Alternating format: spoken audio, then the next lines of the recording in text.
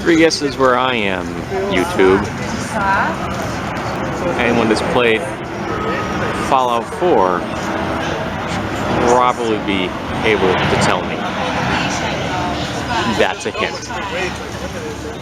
So now we're gonna go inside. Walk in on the table here to the left. What member of your group signed in, I guess, book? We're gonna see. You want to get over to one wall, please, if the vehicle coming in.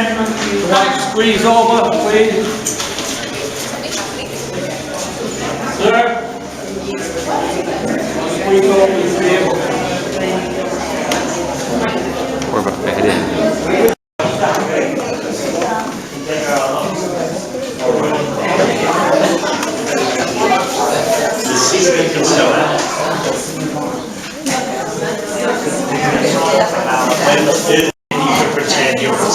So here we have the model of the fort itself.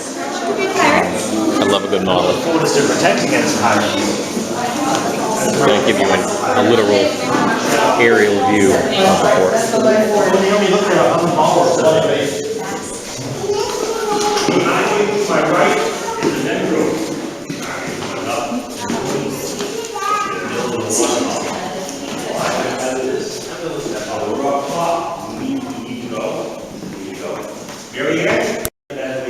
And this is one of the bunkers, which is no longer in existence. They've destroyed all those in 1964. Here we have a model of the cannon that would have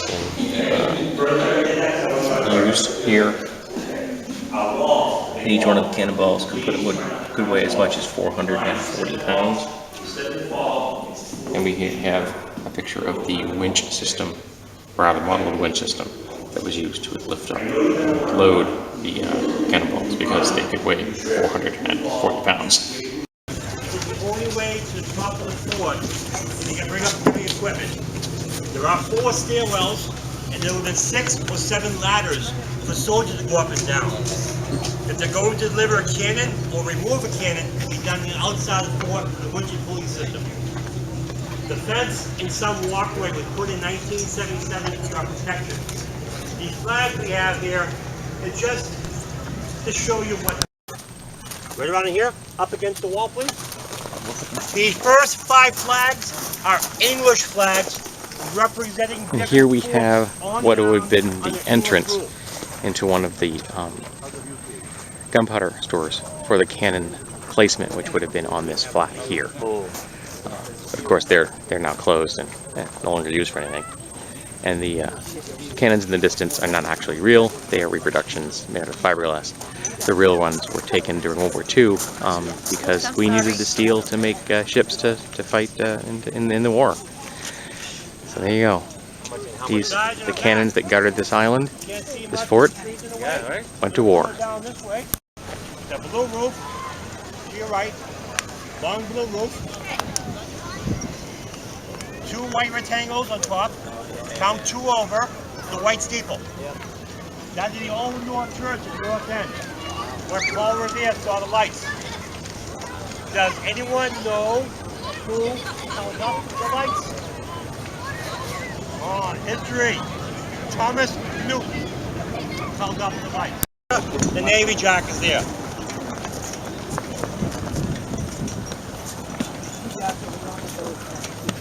June 23rd, 1777, first official flag, 13 and 13. Across the bay, top of the hill, the white steeple, next to a green steeple, and it's Dorchester Heights. The brick building in UMass Boston, and the black and white building, JFK Library. The hill to my right is the bunker. So I find this interesting. This would have been the ventilation for the bunker that holds the gunpowder underneath this gun emplacement. Don't know if anybody else finds it interesting. Anybody here from the Boston area? WGBH radio. Across the bay there, downhill. What the soldiers would do, Here we have lower mortar. it, fire it, move it 5 feet. Lower it, fire it, move it 7 feet. So the soldiers on the other side of the wall, hill, cannot get an accurate location where you are. When you fire a cannon, what do you see? A bunch of smoke. If you're in the ocean, you see a cannonball go. So you know where to fire your cannonballs at. So by moving it to moving around so the guys won't know where you are. Now granted, 15 to 20 soldiers, 1,500 pounds plus equipment, all day long. That's hard work. Cannonball will go, the fuse will ignite the gunpowder inside the cannonball, exploding, killing multiple men all around. This was found in Boston on State Street, one of the high-rises. They were redoing the basement, and in the sub-basement, it was found under the floor in the muck. Here we go. And then we actually have an example of one of the rounds that would have been used. These are hollow, and they would have been filled with explosives. See? My wife's been working out.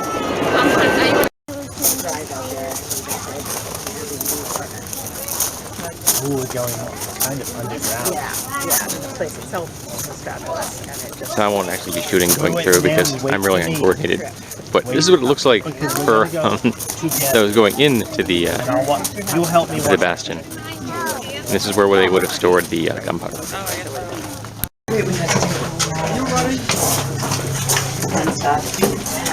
Here we come up the other side and out to an example of one of the cannons. Just watch out for the edges, that's all. And this is a reproduction. And tights. No line, no waiting. Just watch out for the edges, okay, guys? Deer Island.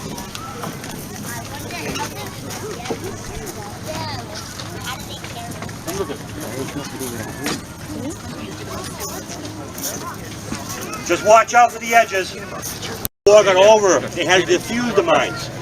To the right of the Korean War Memorial, by the first bench, along the fence, a small plaque. At that site, at 600 yards offshore, a barge carrying the mines exploded, killing 4 men. 3 men in the barge and 1 man 700 yards from the barge on land died from an explosion. Plus a good chunk of the island got destroyed also. That plaque is their memorial. To the right is Sugar Bowl. That little house there is Head Island. That's where they were going to defuse the mines. Yes? Exploding mines, yes. Step. These are the original rings that were used for moving the cannons in the 360-degree arc, so they could fire either at the ocean or land.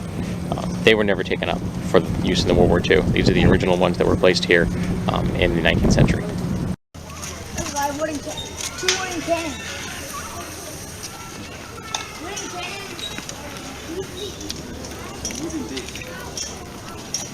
The flags here are one for every state in the Union. The last one being Hawaii. That's the last state in there. That's a good shot right there. Let's see how steep this is.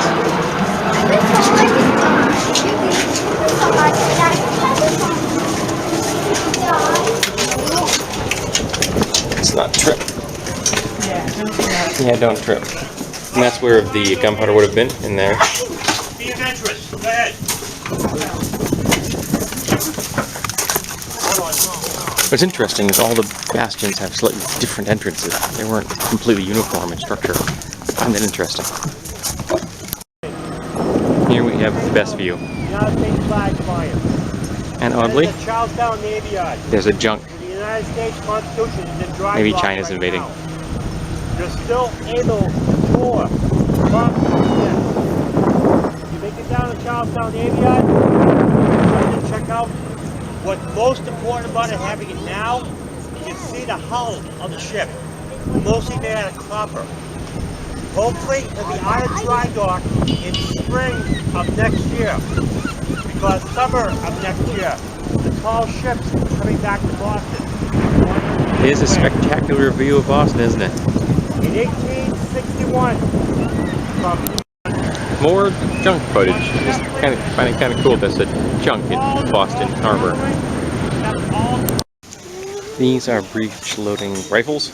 They rifle barrels loaded from the rear, much greater accuracy than a smooth bore cannon. And here we have a section showing some of the original. This is a 10-inch Robbie cannon. Once again, I'm sorry. Why? What we'll do, they remove all cannons. This is just really beautiful. I mean, look at the thickness of these walls. Just look at that. A human for scale. Just amazing. And here we have, this would be like, would have been a gun emplacement. You can set up so that you can have about, I'd say it's 120-degree arc there, maybe a little bit more than 90. And here would have been where the tracks would have been.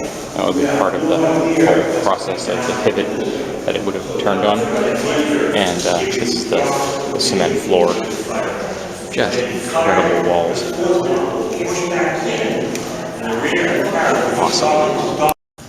Well, I hope that you have enjoyed the brief tour of Fort Independence, which is known in Fallout 4 as the castle. So we're off to find lunch.